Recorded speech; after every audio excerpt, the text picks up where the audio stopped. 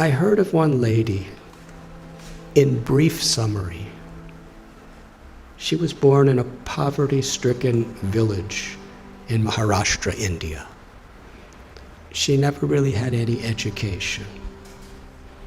When she was a little girl and wanted to go to school, her family made her take care of the buffaloes. When she was 8 years old, she was married. I think actually she was 9 years old. She was married to a man who was about 30. By the time she was 19, she had 3 sons, and she was pregnant. A mafia type of person who was exploiting the people of the village was especially forcing the women of the village to work really hard and paying them practically nothing. And everyone was afraid. But Sindhutai told the local collector, who was overseeing the police, and that person was stopped from what he was doing. But he was so angry.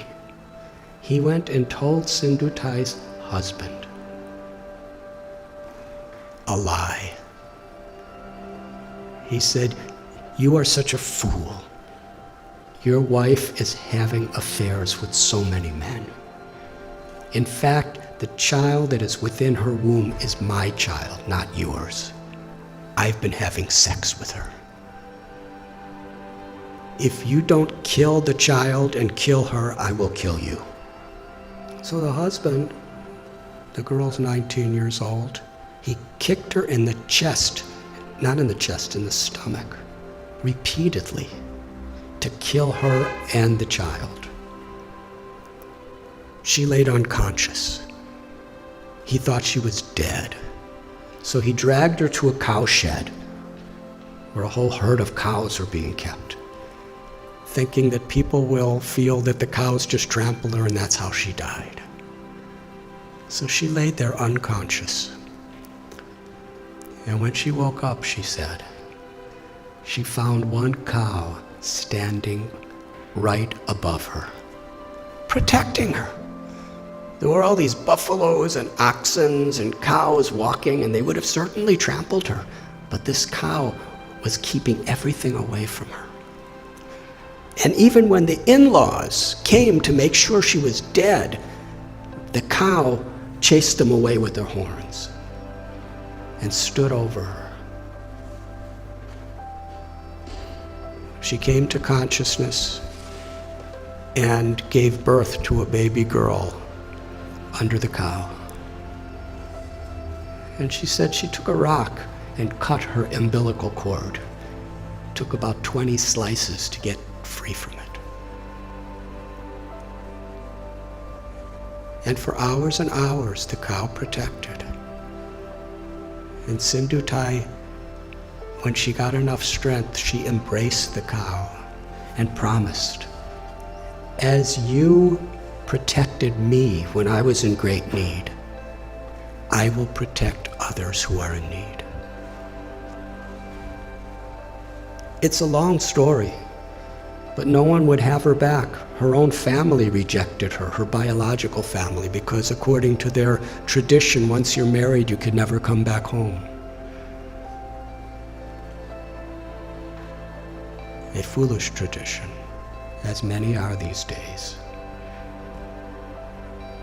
In order to not be exploited, she was sleeping in a crematorium with her little baby child.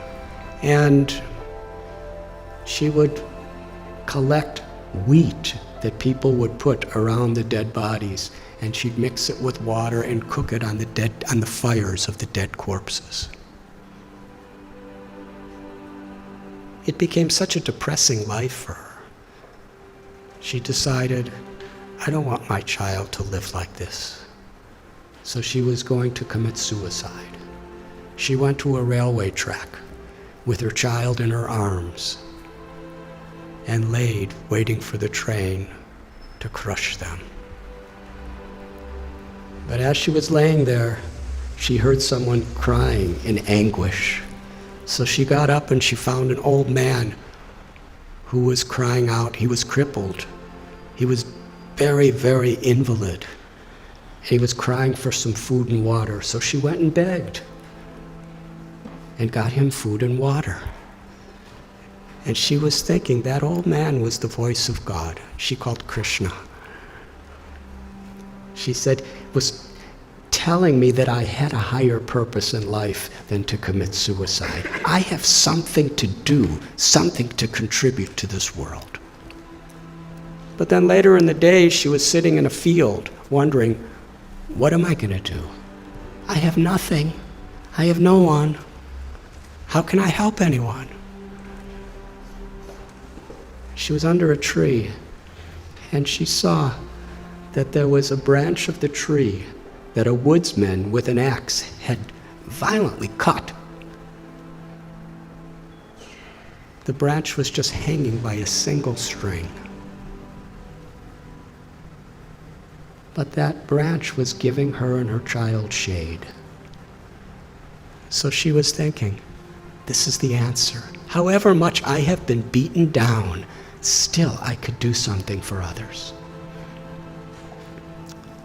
So she started going and finding homeless, abandoned, orphan children. And she became their mother, taking care of them. Somehow or other, she learned how to sing really nice, and she begged with her singing, and she provided for them, and somehow or other kept them safe. And after some time, people saw what a difference she was making to so many people that they built an orphanage for her.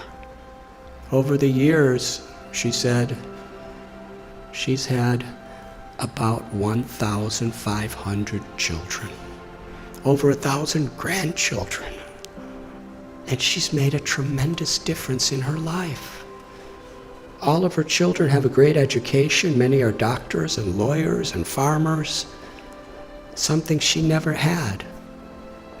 She's won so many awards internationally for her accomplishments.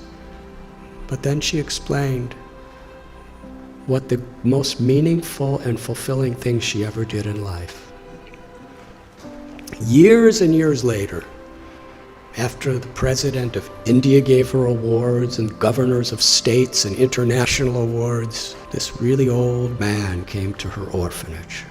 He was starving, he was sick, he was homeless. He was asking for shelter.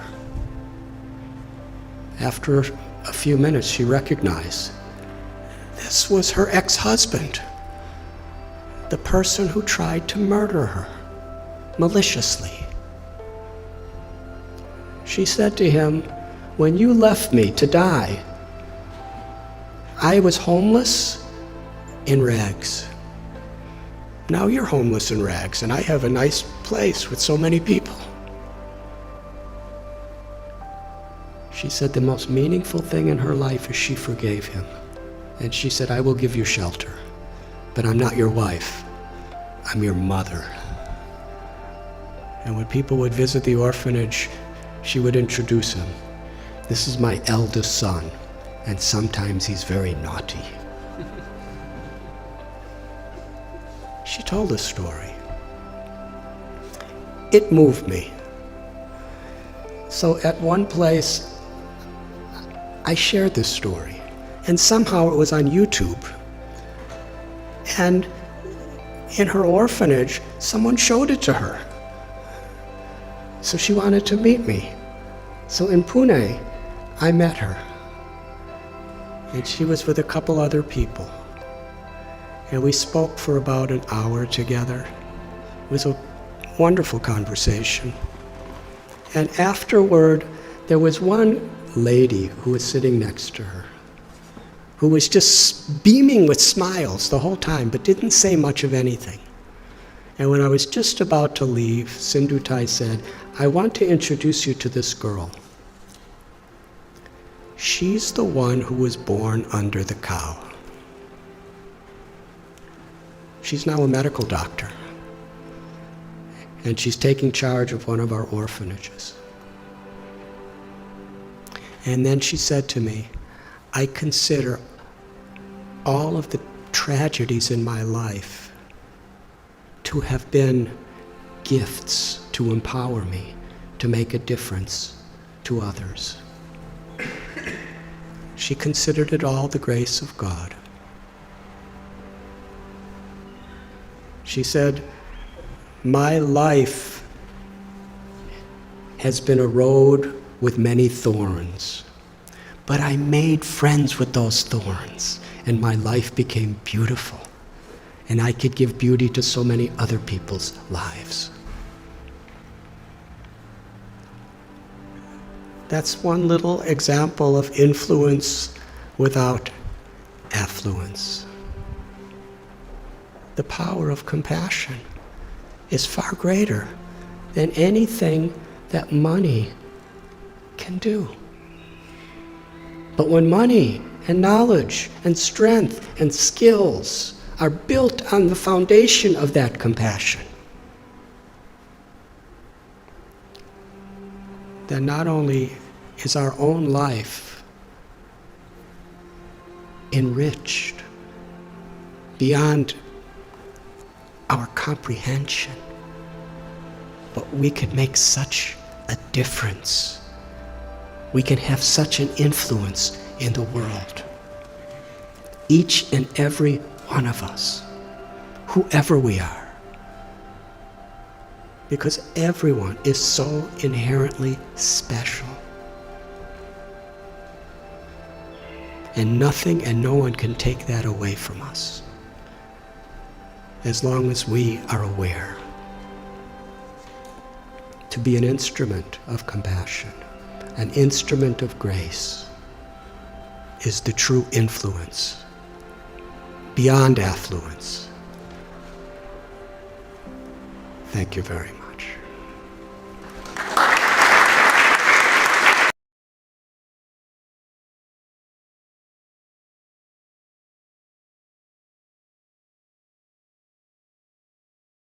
In the Srimad Bhagavatam, there's a story of a king. His name was Aranti. And he was fasting in a forest for about 40 days with his family. He was in a secluded place. When his fast was complete, people brought a wonderful feast of sacred food, prasad, for him and his family to eat. Just when he was about to eat, when he couldn't go without food any longer, a brahmana, a saintly person, came to his little hut and said, "I'm very hungry, please give me food." So he fed him completely. Then he sat down with his family to eat. And just a person from the jungle came in. In fact, he came in with a pack of wild dogs. And he said, "I am very hungry, and so are my dogs. Please feed us." So Rantide fed his whole family, and he fed this man from the jungle and all the dogs. And all that was left was a little water.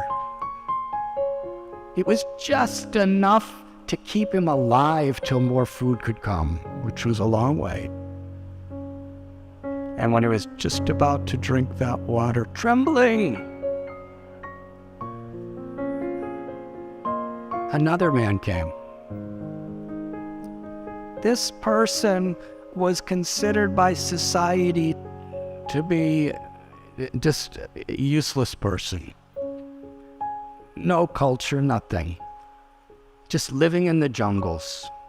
That was the way society saw him. But he came and said to Ranti, "I'm thirsty, do you have water?" And Ranti saw him as a child of God. He offered him all respect, all affection. and then he recited a prayer. And in my personal life, this prayer that he chanted it's like a landmark that I believe all spiritual people should be striving to reach.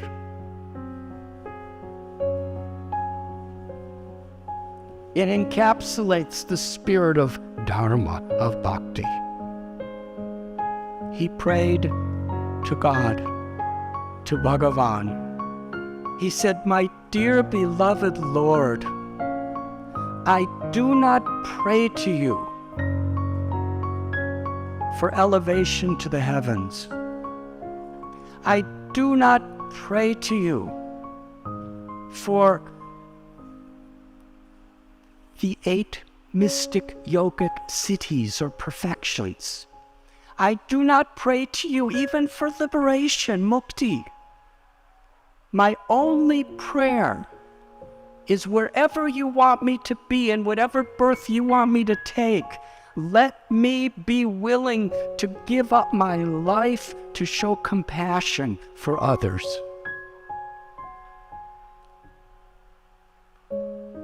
And then he said, by giving this very poor person this water, I will never be hungry, never be thirsty, never lament, morose, ever again. And then he gave him the water. At that moment, all those personalities who came begging, they manifested the forms of Brahma, Shiva, Surya, great devatas. They wanted to show what kind of a person Ranti Dev truly was. And they also gave him food. And after this situation, Shukadev Goswami tells his entire kingdom was enlightened. Everyone was God conscious. Yadyadacharatistres tatat evetarojana sayat pramanam kurute lokas tadanduvartate. What a leader does, the common people, that becomes the standard of what's truly valuable.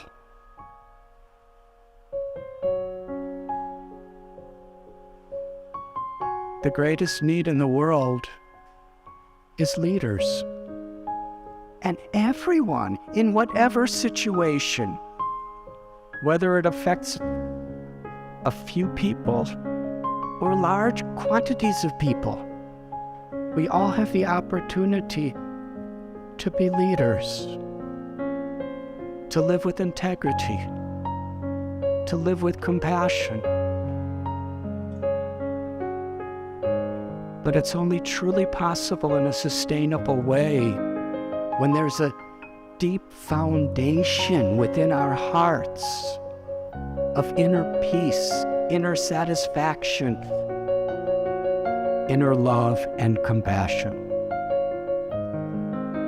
And that is the purpose of yoga.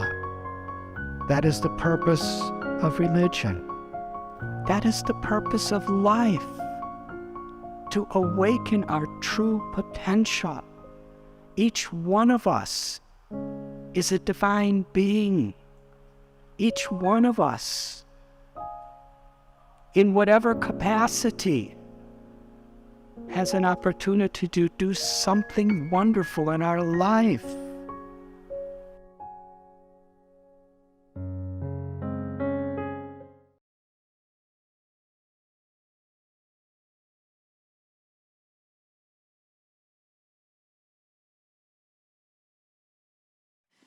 Thank you so much for your talk so far. We've talked a bit about positivity, and I hear a lot of spiritual teachers and motivational speakers online and stuff talking about positivity and how important it is to think positively. But sometimes, like, you're faced with so many difficulties and challenges in life, it just feels really difficult to look at that and think, oh, I have to think positively and just be positive about this. How would you say is like the best way to maintain positivity in difficult situations? There's positivity and negativity everywhere. Like we have our cellular phones and we have our satellite televisions. And when you tune in to a particular frequency, we access that frequency. It's like on the television, there may be 100 channels. If you access a particular frequency for that particular channel, you get that. There may be news from London. There may be a football game from Brazil. There may be a soap opera from America. All you have to do is press the button and you get it. So in a similar way, greed, envy, arrogance, compassion, love, positivity, negativity, they're everywhere. And according to what we tune into, we're going to access that. So there's a lot to be depressed about, and there's a lot to be joyful about. So it's a science. It's a spiritual science. It's a psychological science. How to tune in to that positive energy that actually awakens the best part of me, the greatest positive potential that's within me. And because we know there is so much negativity around us, it's very important that we put some time aside in our day through the company of people who actually give positive energy to me,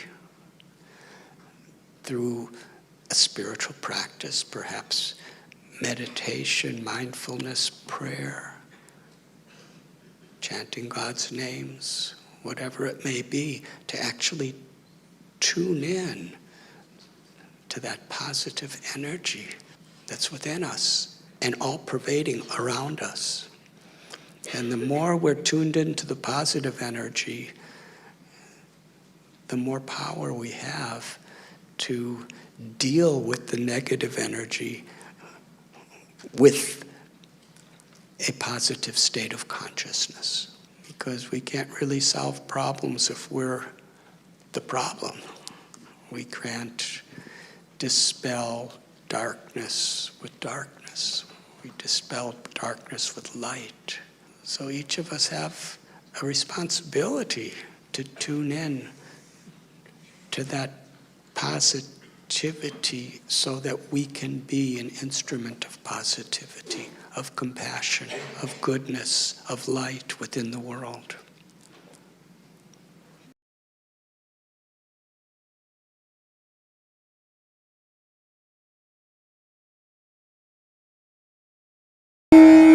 I would like to know, like, why Krishna? I know that there are many gods in here, but why Krishna? Haribo, that's such a nice question. In the Bhagavad Gita, there is a beautiful verse. Yada yada hi dharmasya glanir bhavati bharata abhyutanam dharmasya tatatmanam srijamyaham. Now this verse impacted me a lot because I found people of various religions who were deeply loving, kind people with very high character of all religions. But I myself was from a minority religion. And many people, even in America, hated me because of it. And they accused me of things that happened thousands of years ago. And this verse is very beautiful because it explains that the one God, the one truth, has descended into this world over the ages in many forms with many names, but always for the same purpose: to remind us what we've forgotten, our own deep, true spiritual nature. And when we connect to that nature, we're transformed.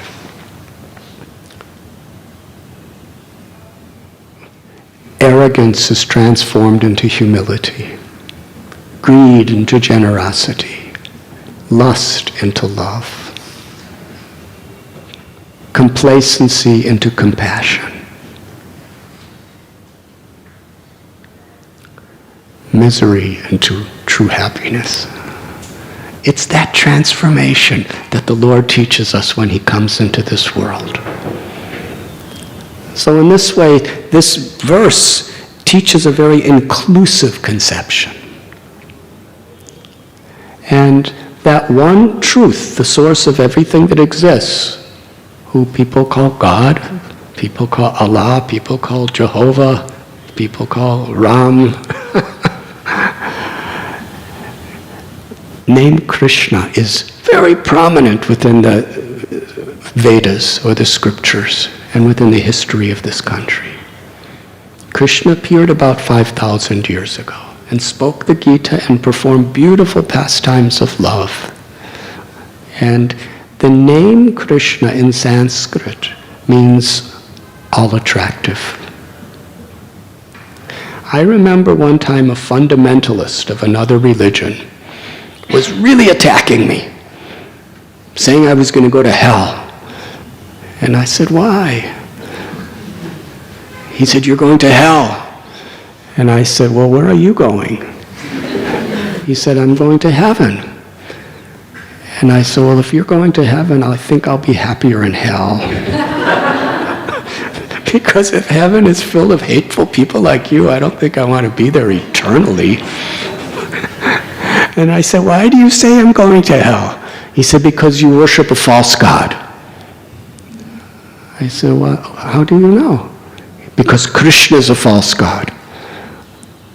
I said, can I ask you a question?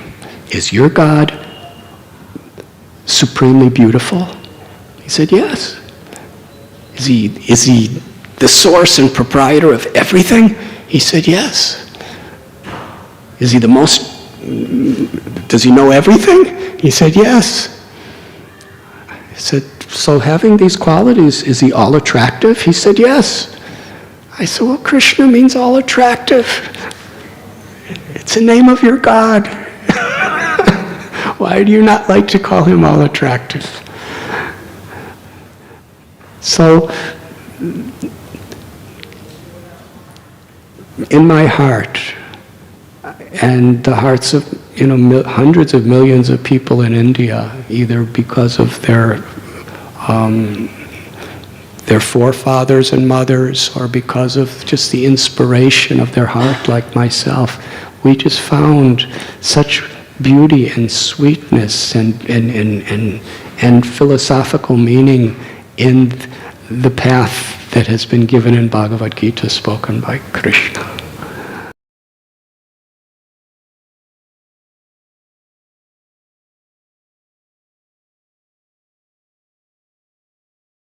Imagine you plant a seed and water it every day and give it everything it needs. And imagine, after doing this to the best of your ability, after 365 days, there is no growth. No growth after 1 year, 2 years, 3 years, and still no growth after 4 years. By this time, some gardeners will question, why waste any more money or energy on this lazy tree? In China, there is a type of bamboo tree that needs to be watered every single day without fail.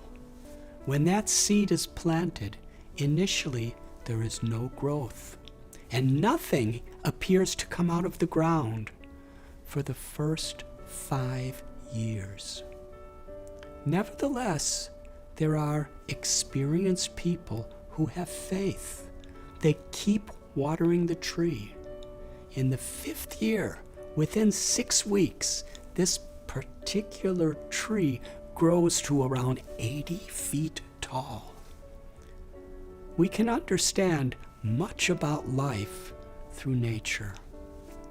It's not that we always get immediate results for what we do. Patience and consistency are essential. Today, we are used to a fast-paced life with instant results and instant gratification, where we have everything at our fingertips: internet, computerized technology, modern cars, fast foods, and entertainment whenever we want it. This expectation for instant results has penetrated into our relationships, our work, and the general ethos of how we live. Deep relationships and meaningful accomplishments seldom happen quickly. They require intelligent, sensitive efforts and patience. One does not become an accomplished artist, athlete, or musician without regular, consistent practice. When raising a child, you may not see results initially. However, little by little, if you raise your child with proper disposition and values, your child can grow up to be someone that you will be sincerely proud of. Perhaps in his or her own way, an exemplary leader of humanity. But this takes years of patience. Timeless wisdom of the Vedas explained that the formula for success is to define our goals and values and then to pursue them with enthusiasm and patience. It is this combination that helps us to pass through the struggles that we encounter and truly succeed. Without enthusiasm, there is little or no progress. Without patience, we may give up or become reckless when results don't come according to our expectations. Let us view each part of our lives in relation to the larger picture of our goals and values. Never be discouraged if we try our best with devotion, character, and compassion. That in itself is the crown of our success.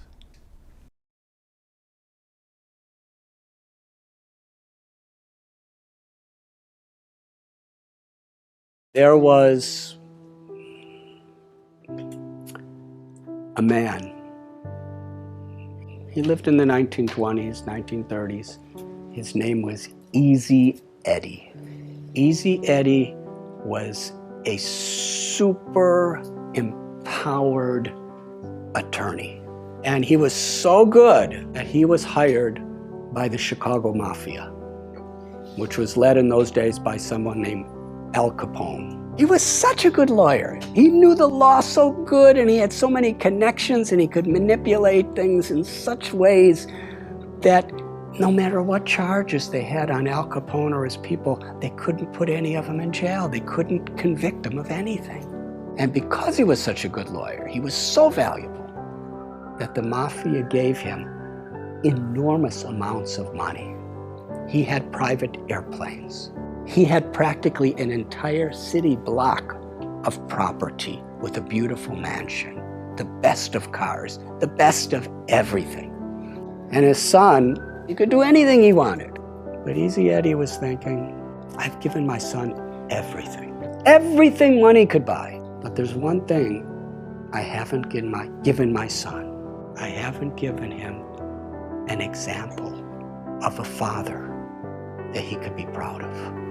And he thought about this for some time. And Easy Eddie came to the conclusion, the only way I could give my son a father with a legacy of a good name is I have to help the government put the mafia in prison.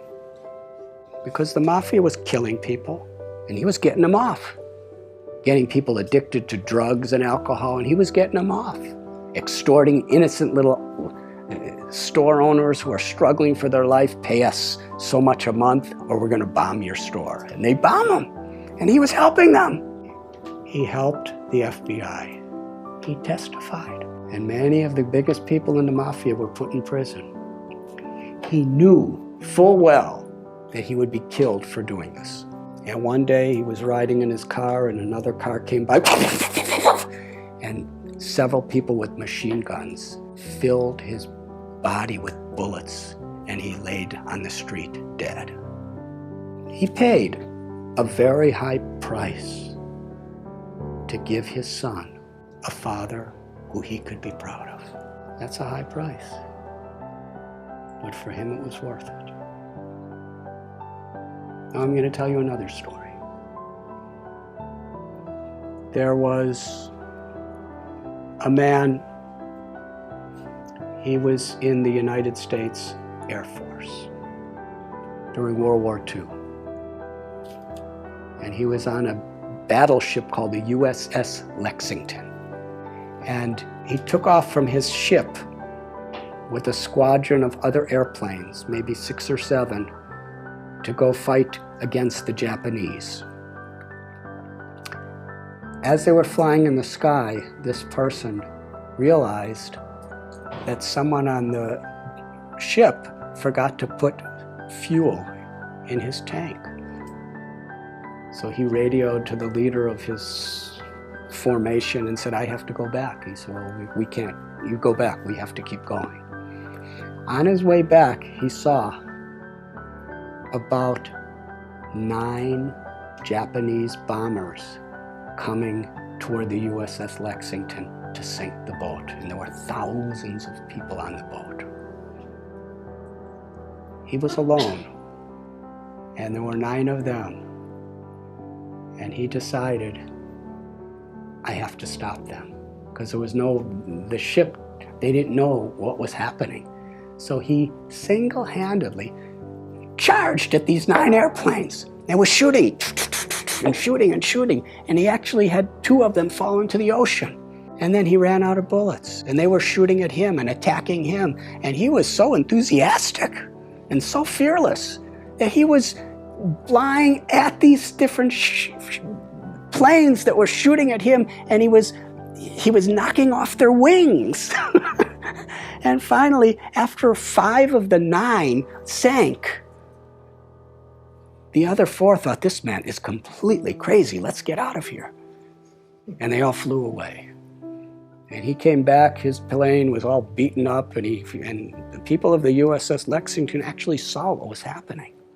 But they weren't prepared. He was the first person in the U.S. Air Force in World War II to get the U.S. Congressional Medal of Honor, the highest award there is. His name was Butch O'Hare. And the airport in Chicago, O'Hare Airport, is named after him. He's considered one of the greatest heroes of American history because he was willing to sacrifice his own life for the higher cause of others. What makes this story so interesting is Butch O'Hara was the son of Easy Eddie. That's a strong foundation. What are we giving our children? I have seen in my life traveling around, I've been wandering around this planet for 63 years now. I've seen people work so hard for money, give it to their children, and then their children fight as enemies to see who gets it. legacy? Is that fulfilling life? Is that what we want to leave to the world? Our values, our character, the grace and the compassion, the love that flows through us is the greatest contribution we could make to our own life, to God, to our families, and to the world.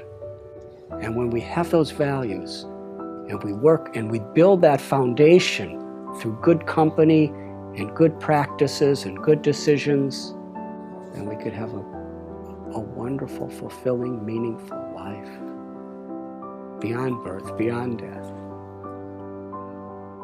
And we could leave that as a legacy for the world.